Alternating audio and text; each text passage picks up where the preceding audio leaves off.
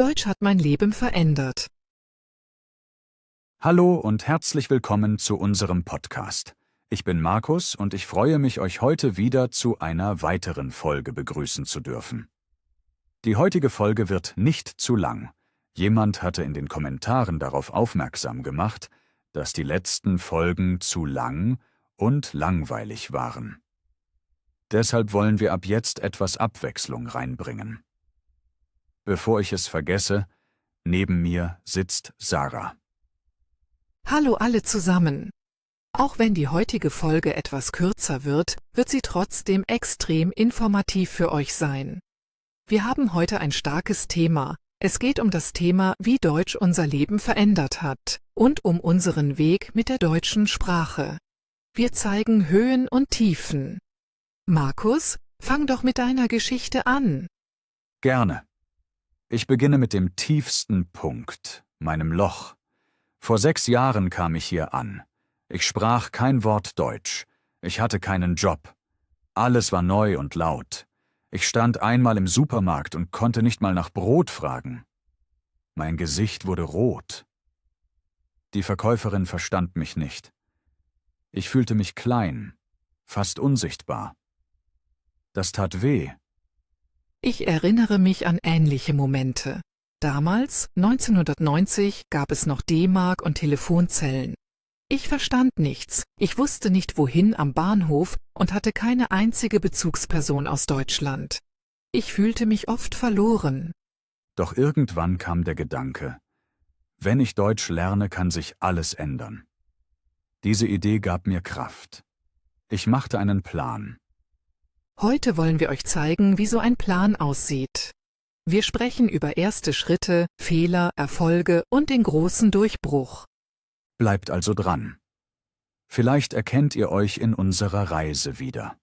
Am Ende habt ihr hoffentlich neue Motivation. Und wir sind gespannt auf eure Geschichten. Wann hattet ihr euren ersten kleinen Sieg auf Deutsch? Schreibt uns. Sarah, kannst du dich an deinen allerersten Tag hier erinnern?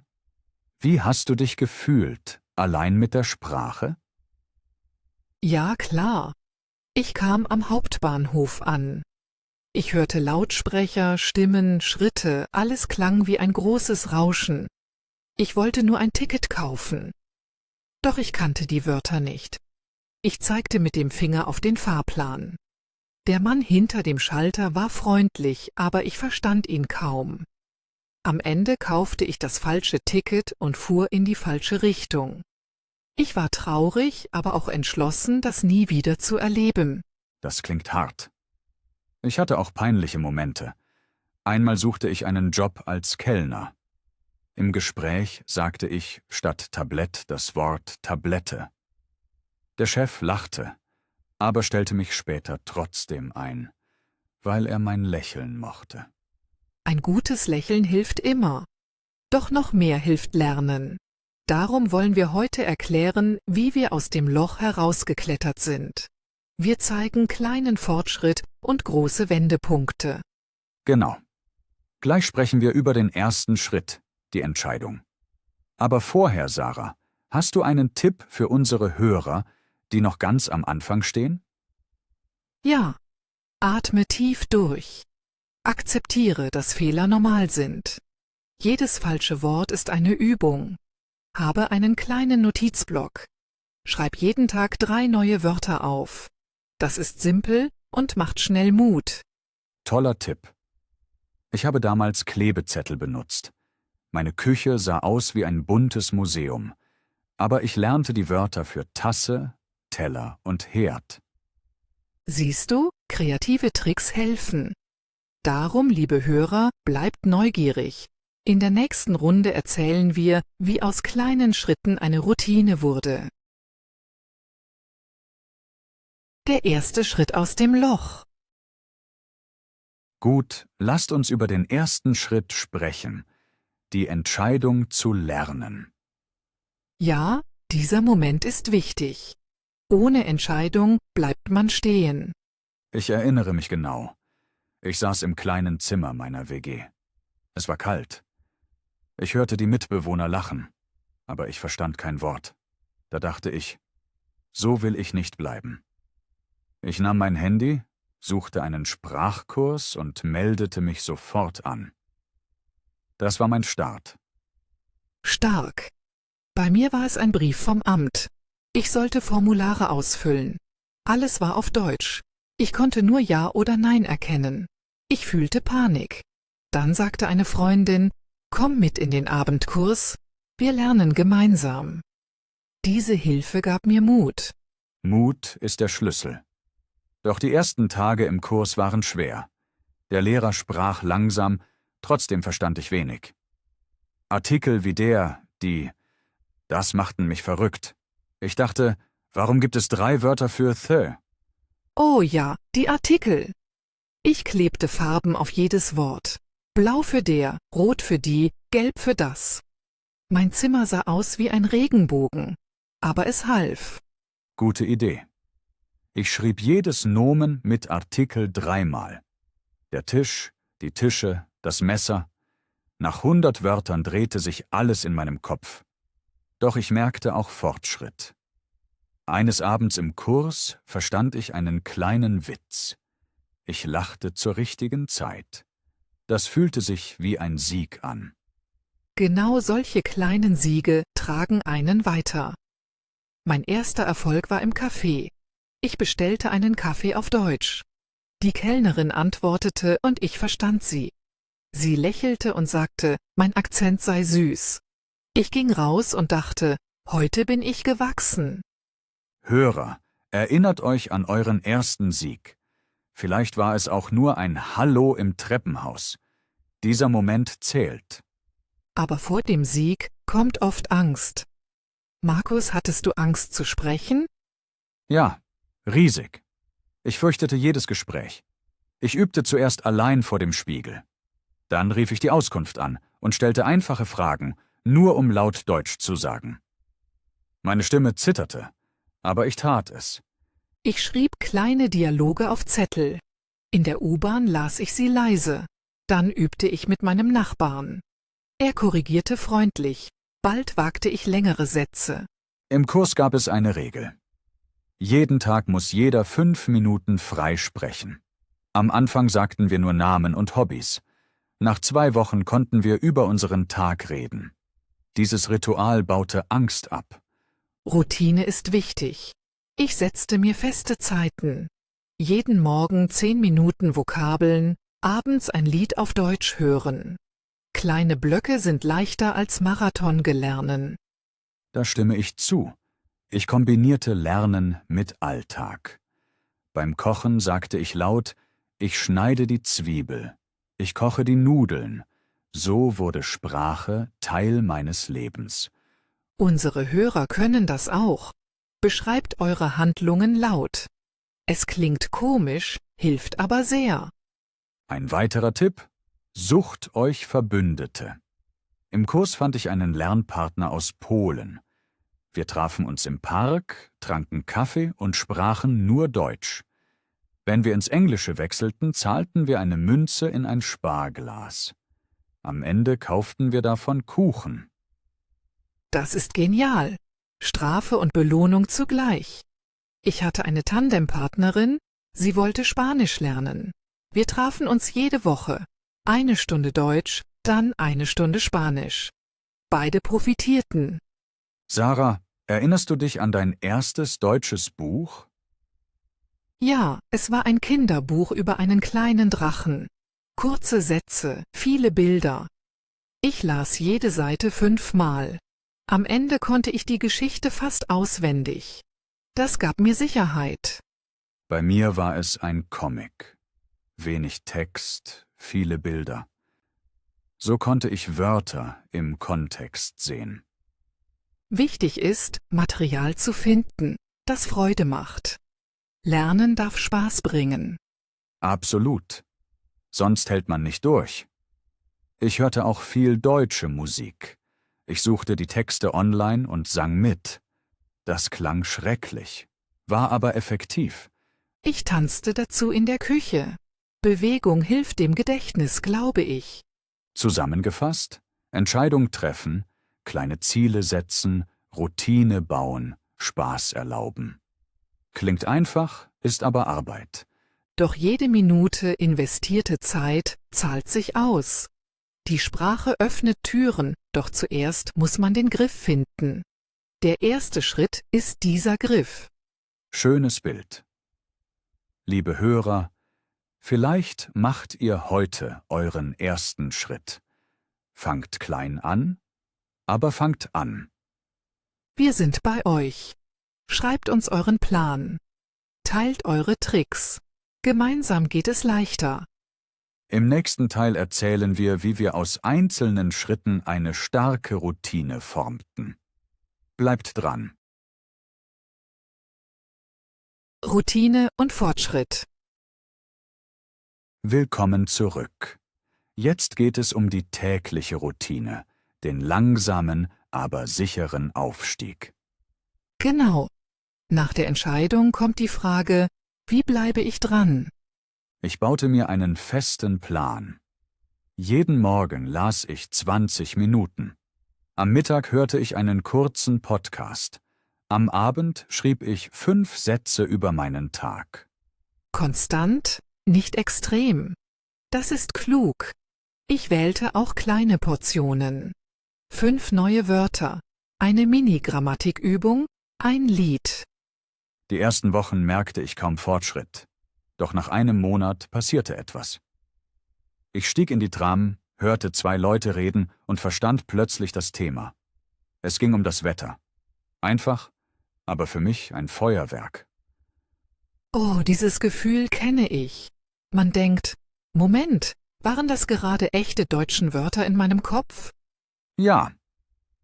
Ich stieg aus der Tram und grinste wie ein Honigkuchenpferd. Hörer, merkt euch, Fortschritt ist oft leise. Plötzlich ist er da. Ein weiterer Teil meiner Routine war das Sprachtagebuch. Jeden Abend schrieb ich, was gut lief, was schwer war. Nach 3 Monaten blätterte ich zurück. Meine ersten Seiten waren voller Fehler, aber ich konnte sie jetzt selbst erkennen. Das war pure Motivation. Ich hatte einen anderen Trick. Ich nahm mich auf. Ich erzählte ins Handy, wie mein Tag war. 2 Wochen später hörte ich die Aufnahme noch einmal. Am Anfang klang ich wie ein Roboter. Später wurde meine Stimme flüssiger, lebendiger. Tolle Methode. Man sieht sein eigenes Wachstum. Man hört es, besser gesagt. Stimmt. Bald kamen neue Freunde. Im Sprachkurs gingen wir nach dem Unterricht in eine Bäckerei. Dort übten wir Bestellungen. Jeder kaufte ein Brötchen, immer auf Deutsch.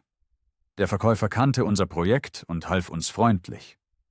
So wird Lernen sozial. Ich trat einem Chor bei. Ich liebe Musik. Da musste ich Texte auswendig können. Die anderen Mitglieder halfen mir bei Aussprache. Nach den Proben tranken wir Tee und redeten. Das war echter Alltag, kein Schulraum. Freunde sind wie Dünger für Sprache. Man will sich ausdrücken, also wächst man. Schön gesagt. Ich merkte auch, dass Fehler weniger wichtig wurden. Wenn meine Chorfreundin lachte, war es kein Auslachen.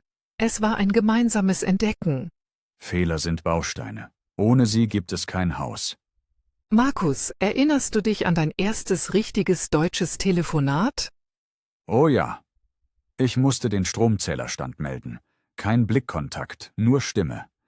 Meine Knie zitterten. Aber ich hatte meinen Text vorher geübt.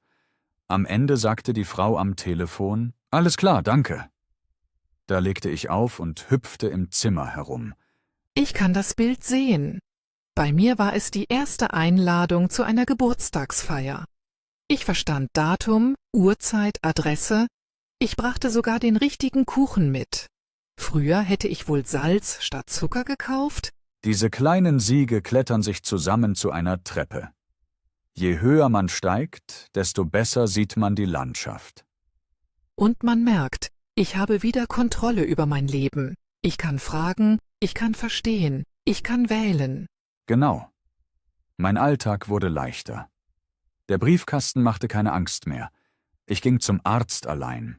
Ich konnte endlich Witze verstehen und lachen, wenn alle anderen lachten. Das ist ein wichtiger Moment. Humor verstehen. Es zeigt, dass man die Kultur berührt. Was half dir dabei? Einfache Comedy-Sendungen. Ich schaute sie mit Untertiteln. Erst las ich, dann hörte ich. Irgendwann brauchte ich die Schrift nicht mehr. Ich übte Redewendungen. Nicht nur Wörter, sondern kleine Pakete wie »Na klar, kein Problem, echt jetzt?« Damit klingt man sofort natürlicher. Liebe Hörer, wählt 3 Redewendungen diese Woche und benutzt sie täglich. Schreibt sie auf Post-its, klebt sie an den Bildschirm. Oder an den Kühlschrank.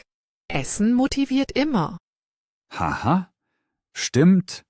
In Kürze sprechen wir über den Moment, an dem Deutsch für uns kein Berg mehr war, sondern ein Werkzeug. Bleibt neugierig. Bis gleich im nächsten Abschnitt. Ihr schafft das. Der Durchbruch. Da sind wir wieder. Jetzt kommt der Moment, der alles änderte, mein persönlicher Durchbruch. Oh, ich bin gespannt. Erzähl. Also, nach etwa einem Jahr Lernen suchte ich einen besseren Job. Ich wollte von der Gastro in ein Büro wechseln. Eine Stelle als Kundenberater wurde frei. Die Firma verlangte gute Deutschkenntnisse, Telefonate, E-Mails, alles auf Deutsch. Ich zögerte zuerst. Dann dachte ich, jetzt oder nie. Mutig. Wie hast du dich vorbereitet? Ich schrieb mögliche Fragen auf. Warum möchten Sie bei uns arbeiten? Was sind Ihre Stärken? Ich übte die Antworten laut, wieder und wieder. Mein Tandempartner spielte Chef. Er stellte Extrafragen, brachte mich ins Schwitzen. Aber genau das brauchte ich. Training unter Stress. Gute Idee. Und dann kam der Tag? Ja, ich ging früh los, damit ich nicht zu spät komme. Im Empfang sagte ich klar meinen Namen. Die Dame lächelte. Im Wartezimmer fühlte ich mein Herz. Bum, bum, bum. Dann holte mich die Chefin ab. Wir setzten uns. Sie fragte, »Erzählen Sie doch etwas über sich.« Und plötzlich floss es. Ich sprach langsam, aber sicher. Ich machte kleine Pausen, suchte Worte, fand sie. Ich sah, wie sie nickte. Nach 20 Minuten stellte sie die Abschlussfrage. »Können Sie am Montag anfangen?« Ich dachte, ich träume. Wow, das ist stark. Du hast den Job bekommen. Genau. Ich ging raus, rief meine Mutter an, weinte ein bisschen. Nicht vor Traurigkeit, sondern vor Erleichterung. Deutsch war kein Monster mehr, es war mein Werkzeug. Ich fühle deine Freude. Mein Durchbruch war in der Arztpraxis. Vorher nahm ich immer jemanden mit, weil ich die Fachwörter nicht kannte. Eines Tages war niemand frei. Ich musste allein gehen. Im Wartezimmer wieder dieses Herzklopfen. Die Ärztin rief mich rein. Sie fragte nach Symptomen, Medikamenten, Allergien. Und ich antwortete, ich beschrieb Schmerz, Dauer, Stärke. Sie verstand alles. Am Ende sagte sie, Ihr Deutsch ist sehr gut. Ich ging nach Hause und tanzte im Flur. Das erste Gespräch ohne Hilfe. Großartig. Man spürt echte Freiheit. Ja, frei, selbstständig, erwachsen. Ich konnte meine Gesundheit selbst erklären. Das gibt Würde. Liebe Hörer, vielleicht wartet euer Durchbruch noch. Oder ihr hattet ihn schon. Schreibt uns davon. Jede Geschichte inspiriert andere. Genau. Und beachtet, ein Durchbruch ist nicht Magie, er wächst aus vielen kleinen Schritten. Plötzlich merkt man, die Mauer hat eine Tür. Schön gesagt. Ich erinnere mich an mein erstes großes Telefonat im neuen Job. Ein Kunde rief an, hatte ein Problem mit seiner Rechnung. Früher hätte ich Panik bekommen. Jetzt atmete ich tief durch, hörte zu, erklärte die Lösung. Der Kunde bedankte sich. Ich legte auf und mein Kollege klatschte mir auf die Schulter. Das tut gut. Ich hatte einen ähnlichen Moment im Chor. Wir sollten ein Solo auf Deutsch singen. Früher hätte ich abgelehnt. Doch ich probierte. Nach dem Auftritt kam Applaus. Ich dachte, diese Sprache trägt mich, nicht ich trage sie. Schöner Vergleich. Wenn Sprache einen trägt, fliegt man. Ja, und manchmal fällt man kurz, aber man weiß, man kann wieder aufstehen. Ich möchte unseren Hörern einen Tipp geben. Feiert eure Durchbrüche. Kauft euch ein Eis, macht ein Foto, schreibt das Datum auf. So seht ihr später. Hier hat sich mein Leben gedreht. Ich habe eine kleine Box zu Hause. In ihr liegen Kinotickets, Briefe, Quittungen, alles auf Deutsch. Jeder Zettel ist ein Beweis. Ich kann das. Das ist wundervoll. Mein Beweis war der Arbeitsvertrag. Ich habe ihn gerahmt. Markus, glaubst du, es kommt nur einen großen Durchbruch oder mehrere? Mehrere. Sprache ist wie Bergsteigen. Man erreicht einen Gipfel, sieht den nächsten. Aber der erste hohe Punkt zeigt, der Weg lohnt sich. Sehe ich auch so. Mein Arztbesuch war ein Gipfel. Dann kam das Solo, dann der erste Witz, den ich selber machte. Jeder Gipfel bringt neue Aussicht und neues Selbstvertrauen. Genau. Und manchmal rutscht man aus, landet ein Stück tiefer. Aber man kennt den Pfad. Liebe Hörer, wenn ihr heute kämpft, denkt an euren nächsten Gipfel. Er ist da, auch wenn Nebel ihn verdeckt. Schöne Worte. Gleich sprechen wir darüber, wie Deutsch Türen öffnet, beruflich und privat. Bleibt dran. Wir freuen uns, wenn ihr weiter mit uns klettert. Deutsch öffnet Türen. Willkommen zurück. Jetzt geht es darum, wie Deutsch neue Türen öffnet. Ja, Sprache bringt Chancen. Beruflich, kulturell, privat. Lass uns Beispiele teilen. Nach meinem Jobstart änderte sich viel. Ich verdiente besser. Ich konnte eine eigene Wohnung suchen.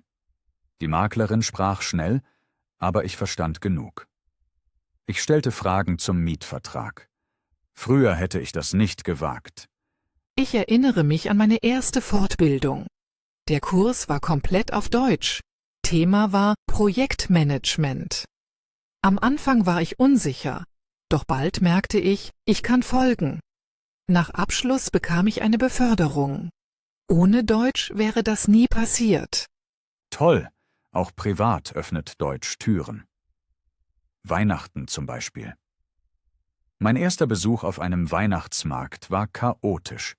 Später, mit besserem Deutsch, verstand ich die Geschichten hinter den Ständen.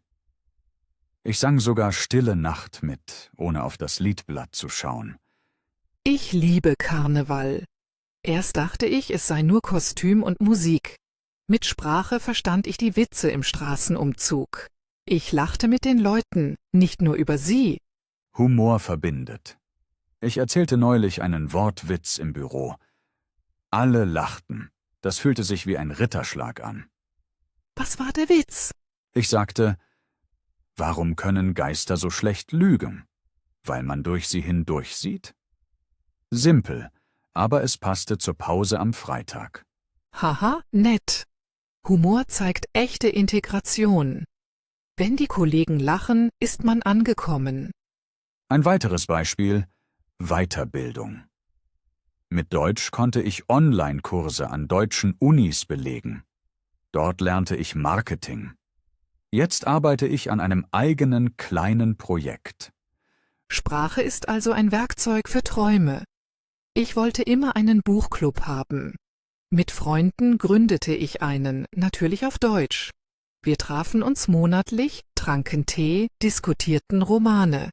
Das erweiterte meinen Wortschatz enorm. Das klingt gemütlich. Ich lernte durch Deutsch auch mehr über Kulturregeln, zum Beispiel wie man im Amt höflich bleibt. Das spart Zeit und Nerven. Ja, Formulierungen wie »könnten Sie bitte« oder »wäre es möglich« sind Gold wert. Genau. Mit solchen Sätzen wirkt man respektvoll. Die Beamten helfen dann oft schneller. Deutsch half mir auch bei Technik. Viele Geräte haben deutsche Bedienungsanleitungen. Früher las ich nur Bilder. Jetzt verstehe ich die Texte und vermeide Fehler. Ich habe dadurch mein Fahrrad selbst repariert. Das Video war auf Deutsch. Ohne Sprache hätte ich wohl das Rad zerstört. Sprache spart Geld. Und sie gibt Freunden. Über eine App fand ich eine Wandergruppe. Die Touren fanden samstags statt. Wir sprachen unterwegs über Natur, Politik, Essen. Ich fühlte mich Teil der Gesellschaft. Man gewinnt Identität. Früher sagte ich immer, ich lebe in Deutschland. Jetzt sage ich, Deutschland ist mein Zuhause. Starker Satz. Mir half ein kleiner Erfolg beim Fußball. Ich erklärte einem Mitspieler eine Taktik auf Deutsch. Er nickte und sagte, guter Plan. Danach schossen wir ein Tor. Sport, Arbeit, Freizeit, alles profitiert. Liebe Hörer, denkt an eure eigenen Beispiele. Welche Tür hat sich bei euch schon geöffnet? Und welche Tür wollt ihr noch öffnen? Vielleicht eine Bewerbung, eine Freundschaft, ein Hobby. Schreibt uns eure Ziele. Ein öffentliches Ziel motiviert mehr. Richtig. Und vergesst nicht, jeden Fortschritt zu feiern. Ein Kaffee, ein Spaziergang, ein Lied laut singen. Deutsch brachte mir auch Stolz. Wenn meine Familie im Ausland anruft, übersetze ich Filme für sie.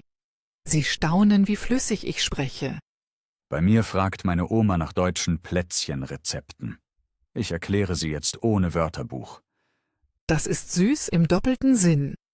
Haha, ja, Sprache schmeckt lecker.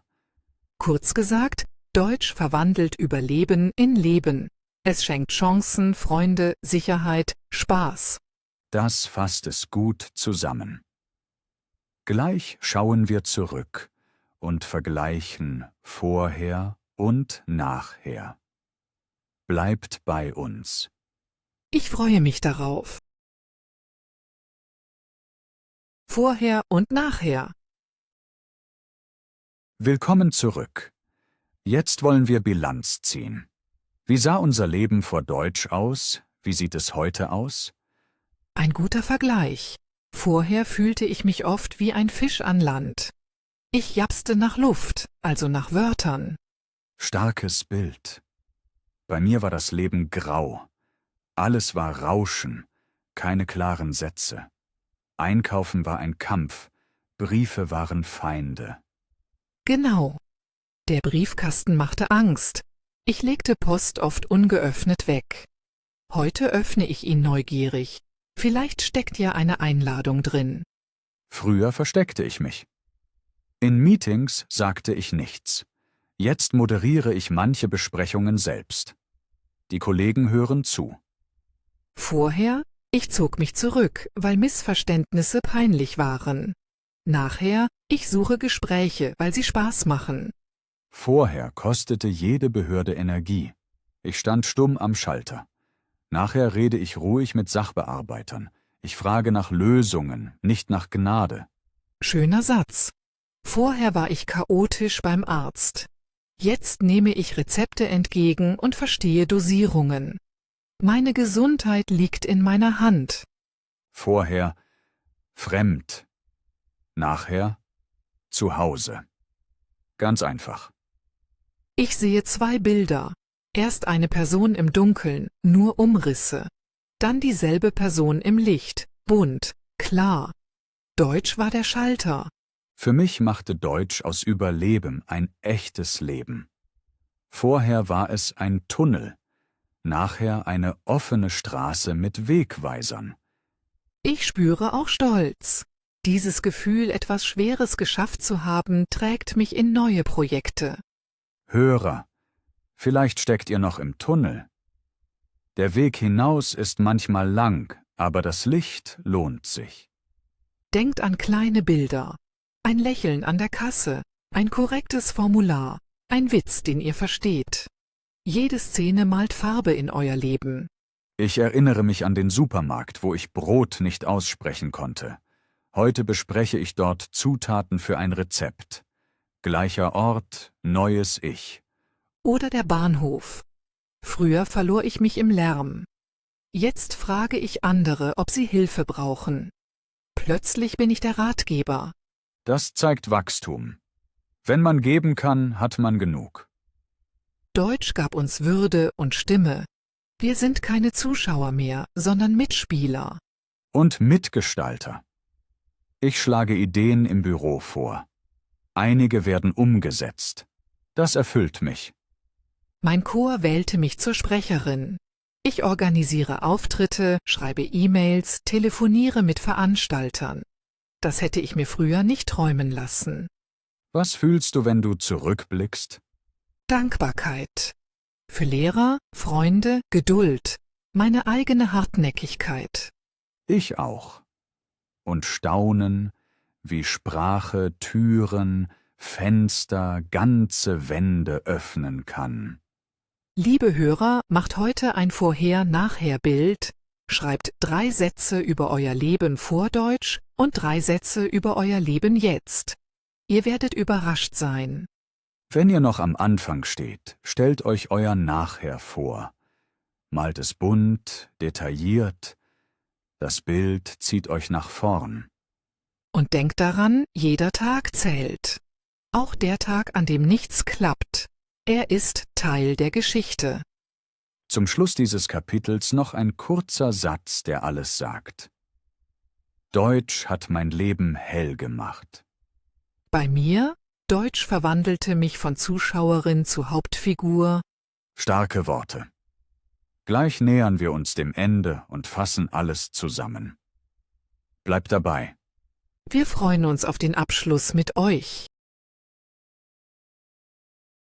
Gemeinsamer Nenner und Zusammenfassung. Markus, mir fällt auf, wir kommen immer wieder zu einem Punkt.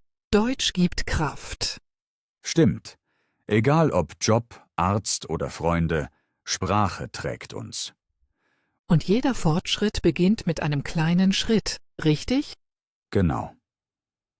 Ein Wort, ein Satz, ein Gespräch.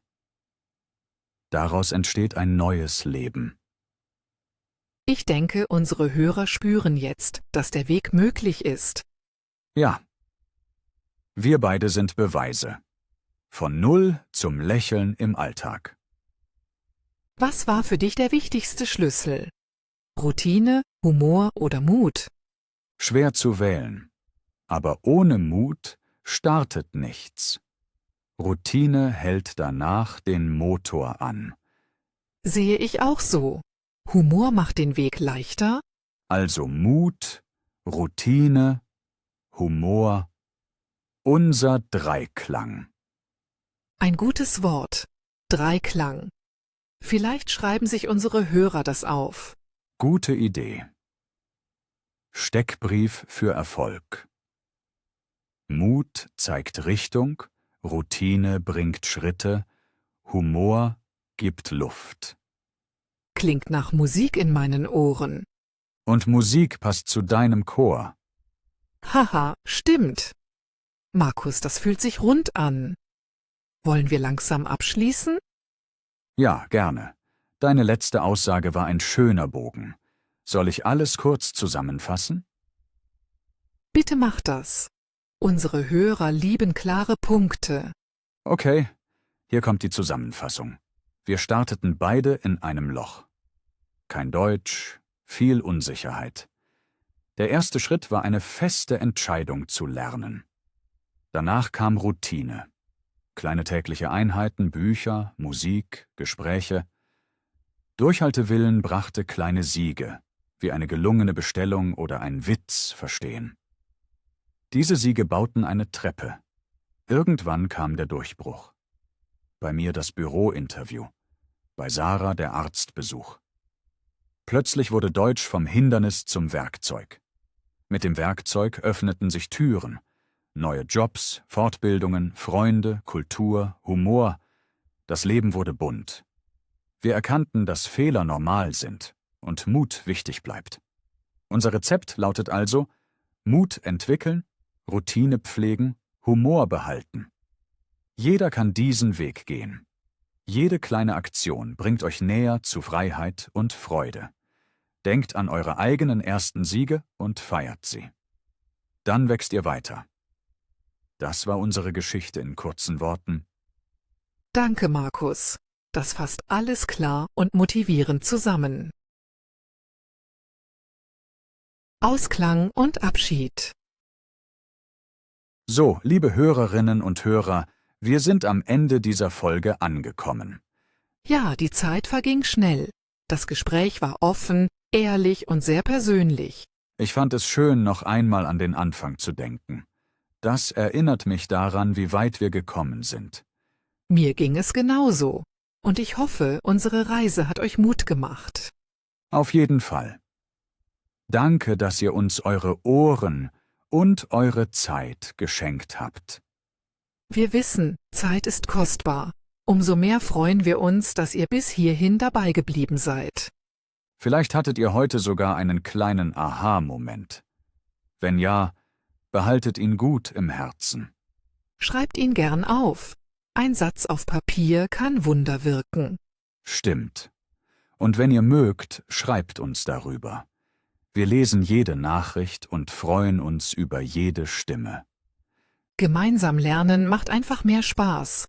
Eure Erfahrungen bereichern auch uns. Sarah, vielen Dank für das tolle Gespräch. Deine Geschichten inspirieren mich jedes Mal. Danke dir, Markus. Deine Energie ist ansteckend und motiviert mich, weiter zu wachsen. Dann bleibt mir nur noch zu sagen: Passt gut auf euch auf, bleibt neugierig und verliert nie den Humor. Genau. Kleine Schritte führen weit. Glaubt an euch und gebt euch Zeit. Wir freuen uns, wenn ihr auch bei der nächsten Folge wieder einschaltet. Bis dahin wünschen wir euch viele kleine Siege im Alltag. Macht's gut und bis bald. Tschüss zusammen und einen wunderbaren Tag.